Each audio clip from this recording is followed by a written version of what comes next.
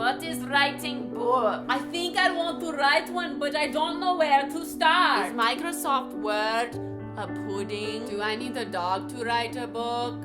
Is Scrivener a sport? I'm here to help. You don't need a dog to write a book.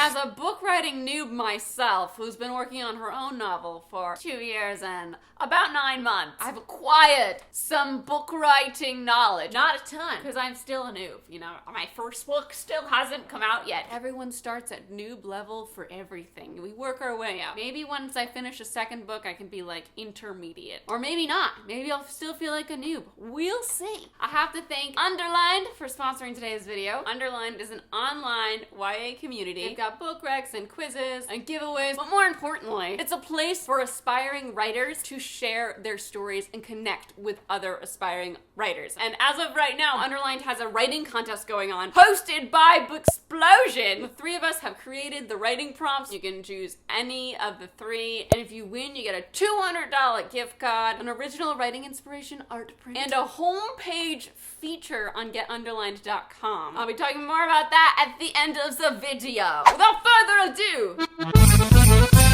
Of course, this advice doesn't work for everyone, and some people have different versions of this advice. This is what worked for me. You have your idea, you're ready to write, you want to bang out this first draft. Tip number 1, set low goals for yourself, but make those goals mandatory. I would recommend making it mandatory that you write an hour every day. No matter what, you make the time, prioritize to write an hour every day. Whether that means staying up an extra hour or getting up an extra hour in the morning, write for an hour every day. Add words in some way to that first draft that you're writing. Tip number 2 is if you're working that first draft, I find it really helpful to Rimo. If you've never heard of NaNoWriMo, it's National Writing Month, and there's this schedule where you have to write a certain amount of words per day. And this is for those of you who are like competitive enough that this is helpful for you. If you're a person who, under the pressure of like having to get a word count done, crumbles and feels shitty, don't do this to yourself. But if you're a person who thrives with the competition with yourself to get those words on the paper, highly recommend the Rimo. So if you Google like NaNoWriMo calendar, it'll give you a calendar that has a set amount of words that you should be at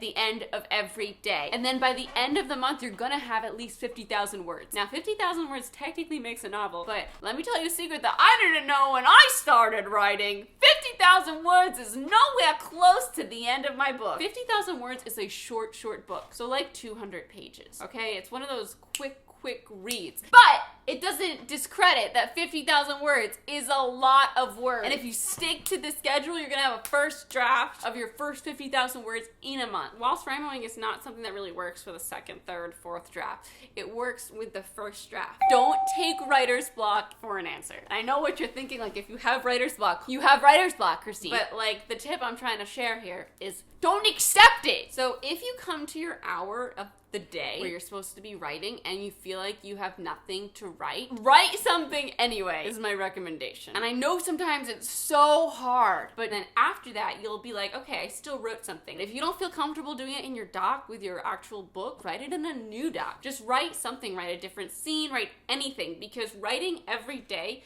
helps you get on this schedule where you want to write every day, where it's just easier for you to write when you're writing all the time. Try really hard not to break that pattern. It's like exercise. Once you're on a roll with exercising, like you go all the time. You're feeling great and it's great and you're in a schedule, but once you break the schedule, it's so hard to get back on the schedule. So don't break it. This is one that I feel really helps with the writer's block problem. Write down 4 or 5 movies that have similar themes or ideas to what's going into your book. Don't let this discourage you and make you feel like, oh, I'm not original. Like, nothing is completely original. People have been around writing for years and years and years and years. We're humans. We go through the same life patterns. We relate to one another, and that's great. So don't worry about that. Write your list. 4 or 5 movies that the story, the arc, themes remind you of your story. You can watch one of them or a couple of them before you start writing. I love, though, to keep these movies for when I'm having trouble. So one you come come to a day where you feel like you don't know what you're doing with the story. All of a sudden you're like, I can't write anymore. I don't know where to go from here. That's when you do your hour of writing so you don't break schedule. But then break out one of those movies. Keep working your way through the list until you have an epiphany. Because watching these movies that are kind of similar to yours, you're gonna see how they deal with the different arcs. It's gonna help your brain problem solve your arc.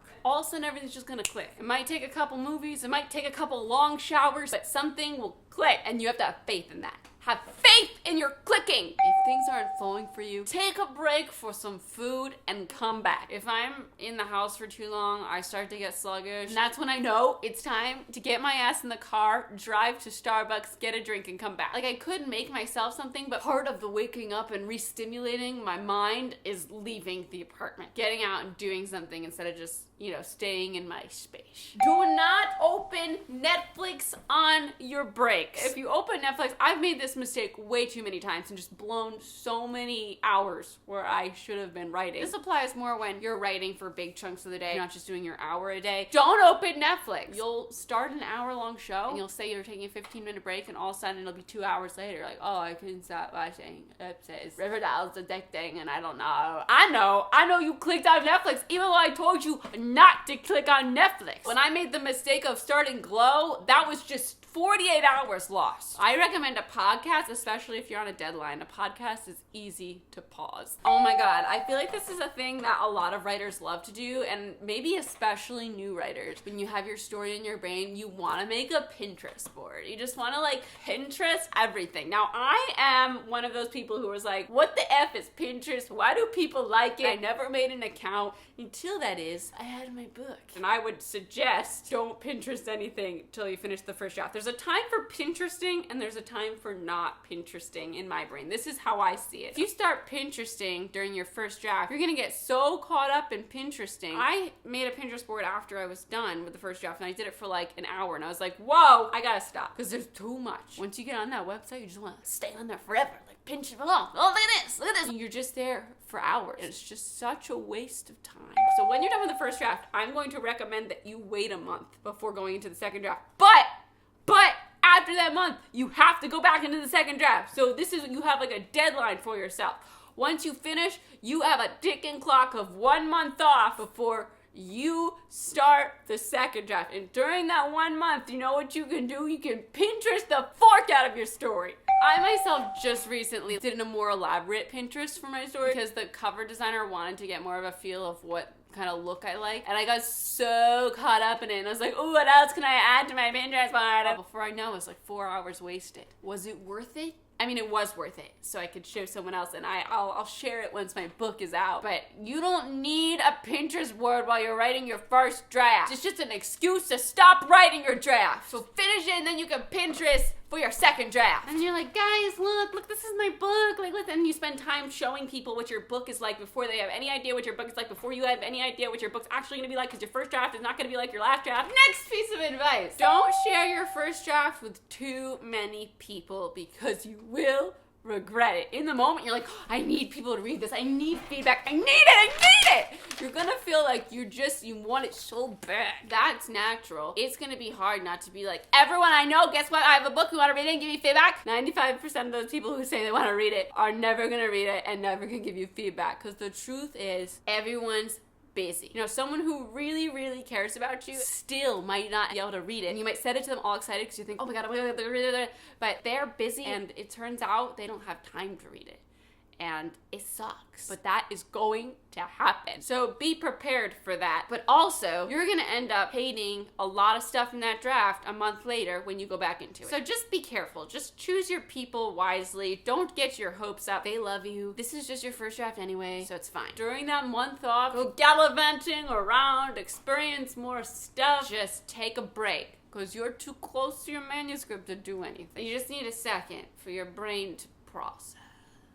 The next tip is during that month, try to be less hermit. When you're writing, you spend a lot of time in the house alone, and maybe you're neglecting other people in your life. Spend time with them. Do things during your months off. And when I say months, I mean a month is a good time between all your drafts. So you're gonna come back and you do your next draft, and then you're gonna take another month and then come back to it again. Maybe that next draft you'll share with another person. Another thing that's really helped me is to find a buddy who's also working on a book. Because that person you can trust to read your stuff. Because you have a little pact, okay? They're gonna send you their chapters, their act one, their anything. And then you send them yours, and then you trade, and then you have a meeting and talk about your drafts, okay? And it's great, because you're both so passionate about this, and you're gonna see the things that maybe they can fix in their writing, and they're gonna see things that you can fix in your writing, and you're gonna exchange, you're gonna learn from each other, and you're gonna grow together, and you're gonna just work through your draft together. You're gonna get through this together, and they're always gonna be there to give you feedback, and you're always gonna be there to give them feedback, and it's a beautiful thing. Find yourself a buddy. If you don't know one in real life, something that you can use to find one is Underlined, the website that's sponsoring this video. Just get involved in some online community. Talk to people in the comments, just like you make friends on YouTube. You know how to make YouTube friends? You find people who are in the same stage of YouTube as you and start commenting on each other's videos, and then you'll build a little friend group, and that friend group will grow and learn with you. The booktubers that I'm closest to, that's how we got close. We commented on each other's videos when we were starting out, and then we met at VidCon, and then we've been supporting each other ever since. And it's a beautiful, beautiful thing. I forget why I started talking about this. What else is there? Oh, next tip is don't expect your story to happen overnight. Your family members, okay, are gonna think like, oh my God, they're writing a book. They're gonna be done in a month and it's gonna be published before the end of the year. Like, the book writing process is a long process. You're gonna finish your first draft, and then you're gonna wanna do draft and draft and draft and draft until you're ready to try to get an agent with that draft. And then when you get an agent, you're gonna work on that draft to make it better before you go on submission to try to sell it to a publishing company. And when the publishing company gets it, you're gonna make 2 years from there. So it's a long process, but don't think about that, okay? Just live in the moment that you are in now, because every stage is gonna be beautiful and different and a learning process. Even if you don't finish your book in a month or 2 months or 3 months, like, you're gonna get there. As long as you're working on it, you're moving forward, and that's all that matters. Don't get discouraged because it's taking a while, because as long as you keep at it, you're gonna get there. I think I talked about sending it to friends. Also, try to send it to a very critical friend. So send it to a friend who loves you, and send it to like your most critical friend. I don't know if everyone has a critical friend. Usually you have one friend that's like super critical. It's really helpful to also get their input. Next, music. Utilize the Discover Weekly option on Spotify to help you find new music. Because music, if this is imperative to your writing process, because some people don't need music. I need music. Now what happens is, though, you're gonna exhaust your writing song. You're gonna be like, I need something new. This doesn't work anymore. I've listened to it too much. Or you'll find the perfect song and you can listen to it 1,000 times and it'll be fine, and it gets you right in the zone.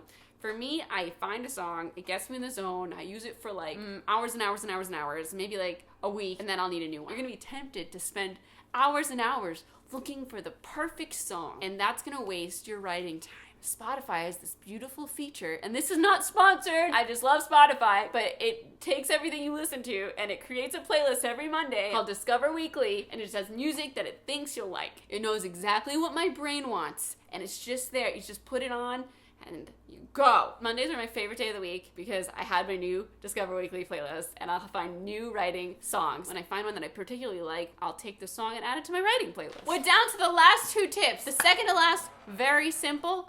Find yourself a writing spot and only go there to write. I now have multiple writing spots, but my spot used to be on the couch because I didn't usually sit there. And now I sit on the couch all the time. The writing has really changed my relationship with my couch. Anyway, I would go to the couch to write, and I just automatically go into my zone. You know, I'm in my routine, I'm writing for an hour, and I'm in my writing spot. It's a good way to start if you find yourself easily getting distracted. Like, that's the spot where you're not allowed to get distracted. It's just another thing that adds to the routine aspect that helps you get into the story as fast as possible, because you do this every day. This is your spot. This is where you're doing it. This is it. Now, since I've been working on the book for so long, I needed to find other spot. Now I can really write anywhere if I have music on and I'm sitting. But in the beginning, it was really helpful, again, getting into the routine. The last tip, and this is very important, is never give up on yourself. You can do this. You've got this. Maybe you need to take a little break. Maybe you need to take a walk. Watch a movie, talk to some friends, get out of the house, take a hot shower, but you can do this. You're gonna have times where you're like, I suck at writing.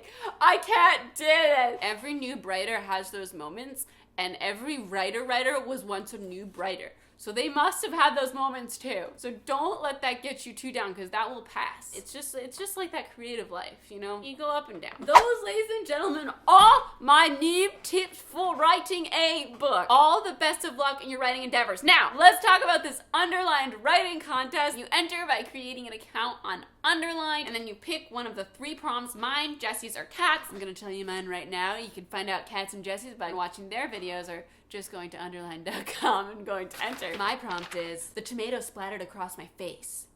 Ow. And if you win, there are prizes. I'm gonna leave links to the rules and to get Underlined and more information all in the description below. The deadline for this writing contest is this date right here. So if it's past that date, I'm sorry, you can't enter the contest, but you can still join Get Underlined. They do contests periodically, so still super fun. Thank you so much for watching today. I hope some of my tips are helpful to you. I hope that your writing projects are going well. I'm Christine. My book is called Again But Better, and it comes out May 21st of next year. Links and more information about that in the description below. I'm at XTeammate on Twitter and Instagram. I make videos every Tuesday and other days too. I will see you next time. Goodbye!